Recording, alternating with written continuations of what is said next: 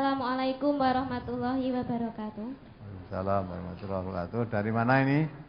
Dari Salatiga, Ustadz. Ya, Salatiga.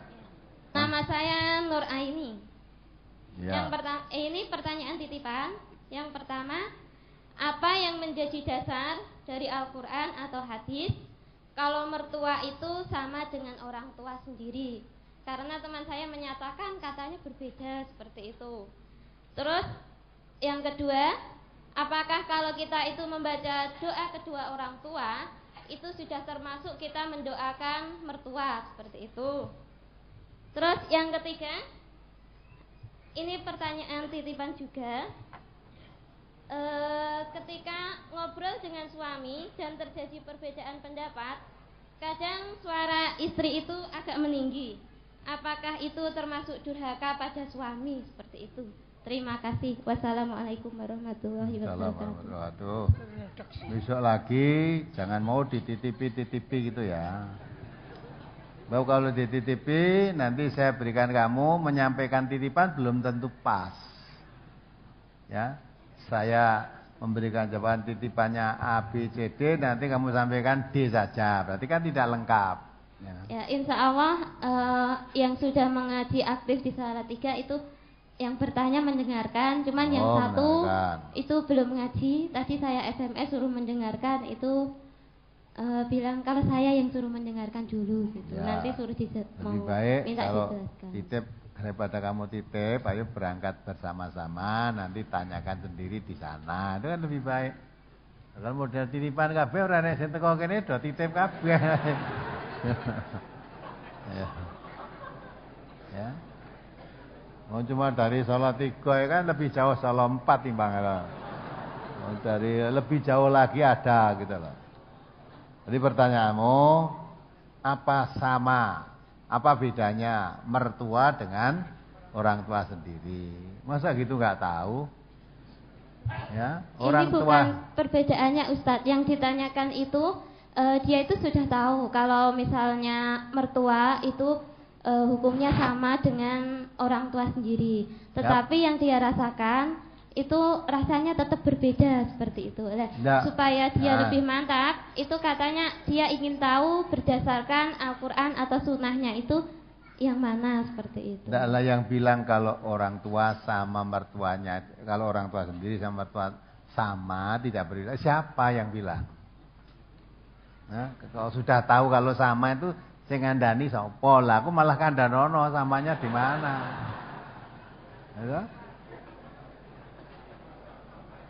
Apa yang bilang itu? Nah, saya malah kandhanono, saya belum tahu itu kalau orang tua dengan mertua sama itu.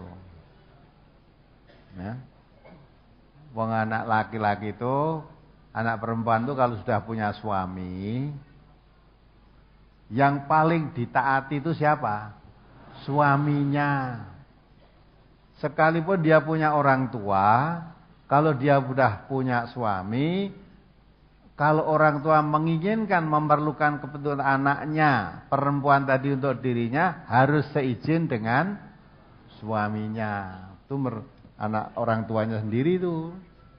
Ya.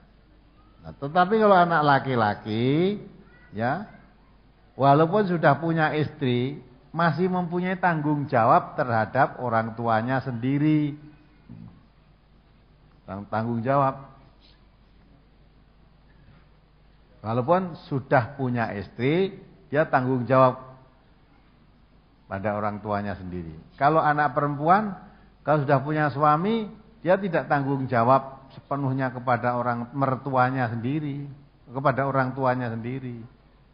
Maka itu Allah memerintahkan kalau mau menikahkan anak jangan sekedar milih pangkate, milih kekayaannya, tapi supaya dipilih tentang agamanya. Kalau tidak dipilih agamanya, nanti kalau anak perempuan dah dinikah dirinya dibawa orang tuanya, ya kehilangan sih, karena baktinya ini pada suaminya, suaminya tidak ngerti pada mertuanya, kan kehilangan ini. Nah, maka seorang suami atau menantu, ya ibu tadi punya menantu kan,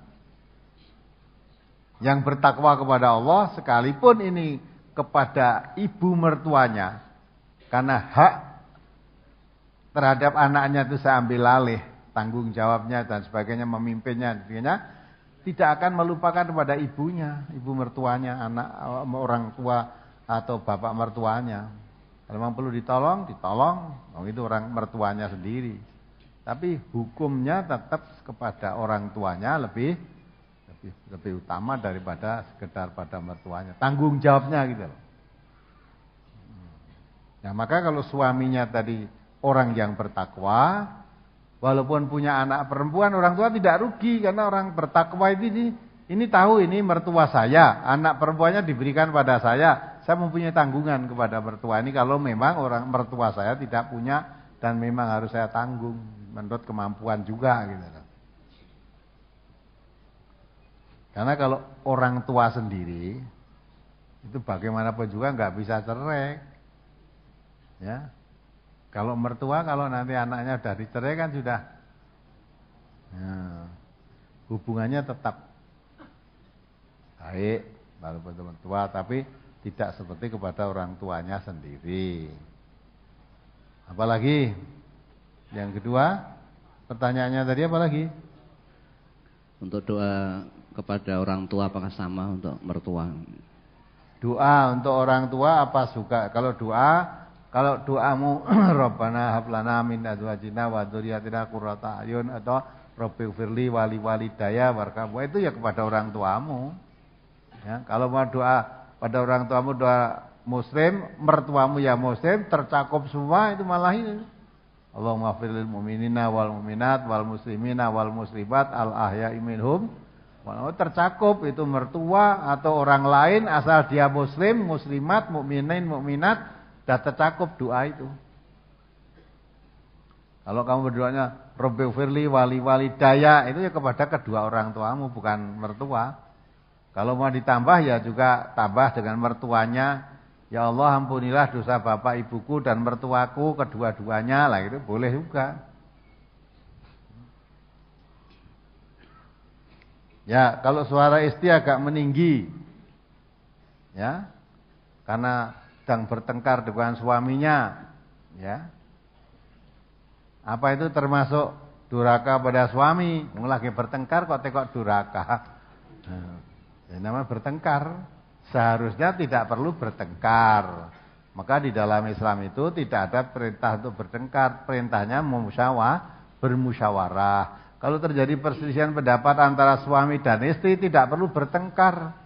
Kembali kalau sama Islam, suaminya muslim, istrinya muslimah, terjadi perbedaan pendapat suami, farudu ilallah wa rasuli. Ayo, Mas, kita musyawarah saja, kita kembalikan pada Allah, pada Rasulullah. Yang benar itu saya atau kamu.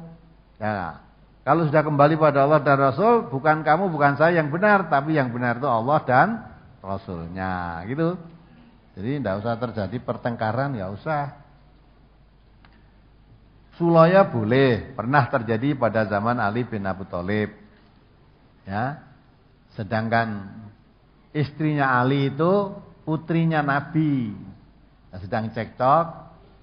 Nah, istrinya Ali pulang, purik nek cara kene. Purik. Pulang kepada orang tuanya, kepada Nabi. Nah, sampai di rumah Nabi ditanya, "Kenapa kamu pulang sendirian?" Ya, karena sedang cekcok sama suaminya. Nabi enggak mau nerima. Enggak boleh. Kamu harus kembali. Kembali, enggak boleh saya terima. Kecuali kalau kamu datang ke sini dengan suami, saya terima. Kamu pulang diri, tinggalkan suami, kamu kembali, bikin sampai suamimu ridho. Nah, itulah. Karena ini perintahnya Nabi dan ini perintah bapaknya. Akhirnya Fatimah tadi kembali. Padahal masih nesun-nesunan itu. Ya. Nah, sampai karena diperintah oleh Nabi atau bapaknya tadi, bikin sampai suamimu ridho. Sing marah tadi sampai ridho. Akhirnya dalam riwayat itu, ya mau negur, wong dinengke. Ya, ya jaga gengsi toh. Akhirnya memubang-mubeng, Ali sedang duduk, dia tawaf ngelilingi mubang-mubeng karo dengan senyum-senyum lah, akhirnya Ali tertawa. Wes damai kalau sudah itu. Ya. Lain dengan kita, kalau anak wedok mulai rak tekon sebab apa? ngene. Ya wis aja bali nek ora diparani aja bali. Nah ini ta. Nah engko nek diparani bojomu engko lek jawab aku, anake delikke rentuk metu, engko lek jawab aku. Nah, tadi orang ngajak rukun, wong tuane kadang-kala ngajak malah bubrah itu.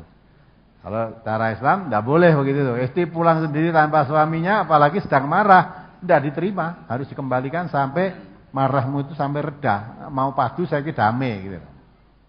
Itu Islam, memang tuntunan Islam itu indah sekali. Kalau ada perselisihan itu tidak berkepanjangan gitu.